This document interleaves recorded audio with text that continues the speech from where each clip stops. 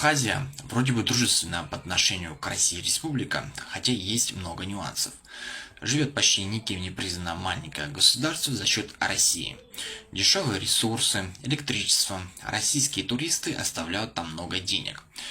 Вот только что-то дать взамен руководство республики не очень хочет, точнее ничего не дает, кроме тумаков россиянам. Роман, гражданин России, вез туристов в Новый Афон. Он не экскурсовод, а обычный водитель. Получая деньги за перевозку пассажиров, а платные экскурсии уже люди по своему желанию покупают на месте в Абхазии. По словам Романа, сотрудники пограничной службы Абхазии завели его в вагончик и избили. А когда выяснилось, что нелегальных экскурсий Роман не проводит, начальник абхазских пограничников предложил забыть об избиении и просто разойтись. Однако Роман написал жалобу в МИД РФ. Кстати, бил Романа не простой пограничник, а профессиональный боец ММА Томас Тарба. Побои сняты. Будем надеяться, что дело не спустят на тормозах. Это происшествие вызвало бурную реакцию среди пользователей соцсетей, которые принялись критиковать действия и абхазских пограничников, и руководства республики.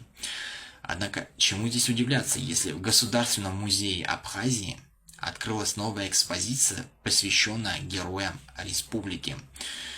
Не поверите, среди них оказался Шамиль Басаев, человек, которого многие помнят как одного из самых известных террористов в истории постсоветского пространства.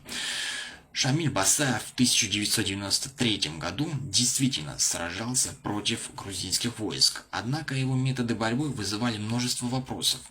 Басаев занимался этническими чистками, что стало причиной его негативной репутации как в России, так и за ее пределами.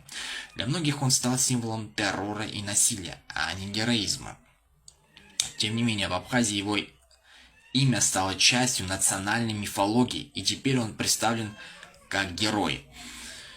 Интересно, что на здании музея, где проходит эта экспозиция, висит табличка о том, что он был восстановлен при поддержке России.